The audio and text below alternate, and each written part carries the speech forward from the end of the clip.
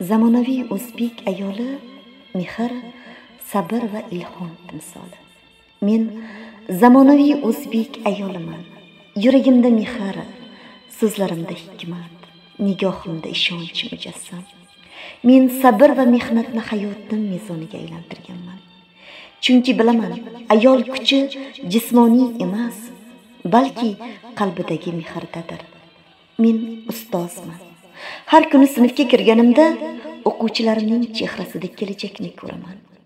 Ularning har bir orzusi, har bir savoli menga yangi ilhom, yangi ma'no baxsh etadi. Men bilim berish bilan birga yuraklarga ishonch, qalblariga mehr ekaman. Zamonaviy o'zbek ayoli bu shunchaki ism emas, bu mas'uliyat. U oilasining tayanchi, farzandining yo'lchi yulduzi, jamiyatning ruhidir. U zamon bilan hamnafas, lekin qadriyatlardan ayrilmagan. U yangilikka intiladi, ammo ildizini asraydi.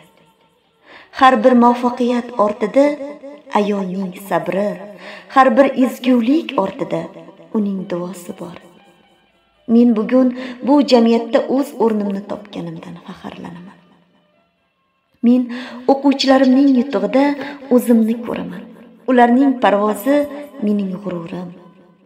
Men zamonaviy o'zbek ayoliman. Orzularim yuksak, niyatim pok. Men nafaqat o'qituvchiman, balki mehr va ishonch elchisi.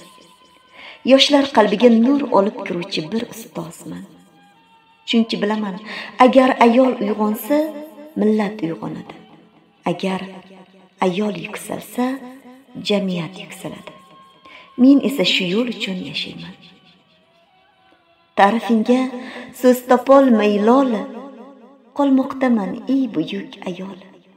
Garchi tuning o'tkazsang bedor, senga aslo kelmagay malol.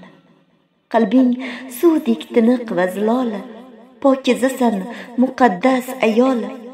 Farzandimga yedirsam deysan, faqat toza luqmai halol.